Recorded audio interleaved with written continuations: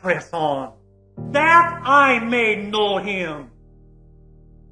He's looking forward when he shall know the Lord as he is known, face to face. But everyone who has that hope in him, he does the same right now. Lord, I want to know you more and more right now. I mean, what woman is engaged to a man that doesn't want to know more intimacy right now before that wedding day? What miner comes into a gold mine and is satisfied with the first day's haul? No, he wants more and more right now. Paul says that I may know him. Now keep in mind, we're talking about pressing on from what? Paul, didn't you know the Lord? Oh yes. But I want to know him more. Didn't you have the power of the resurrection? Yes, I want more.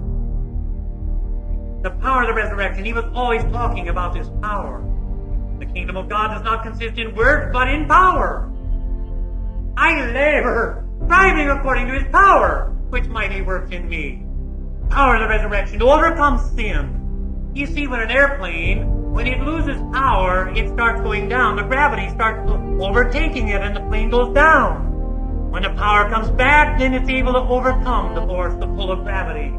Same way with sin, with lust, with that old depravity that remains in us. Power of the resurrection.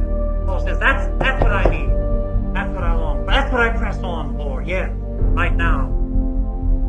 The power to say yes and the power to say no.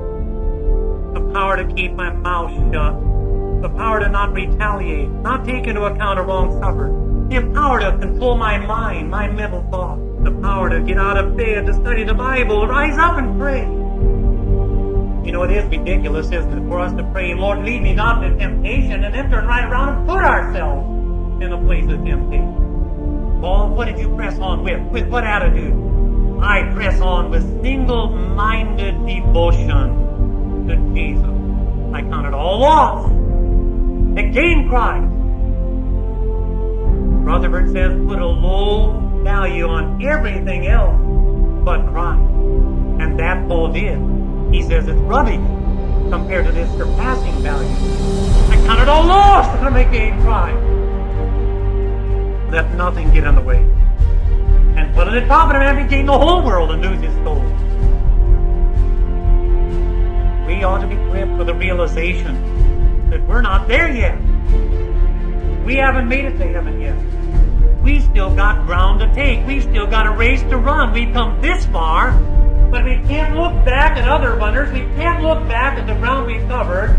You're sure to be hindered or destroyed. You've got to look forward, headlong, stretching, reaching, gapping, running, pressing toward the mark. All the way to the end. Or do you think that you have pretty well seen all that God has had to do? Remember godly men like Job, like Daniel, like Ezekiel, like John the Apostle. When God came to these godly men and revealed himself in a fuller way, they were like dead men. What have we seen of God? It could be compared to a grain of sand on the whole seashore. We've but seen the fringes of his waves. Much reason to press on. This attitude of an awareness of our shortcoming, of our imperfection, that attitude, brethren, is perfection. So we have here in verse 15, therefore, let us therefore, as many as are perfect, have this attitude. What attitude? What is this perfect attitude? It's the attitude that I must press on. He has no holiness who thinks he has enough. We ought to take the attitude of old Caleb. Toward the end of his life, he was still saying, give me this hill country. I want more.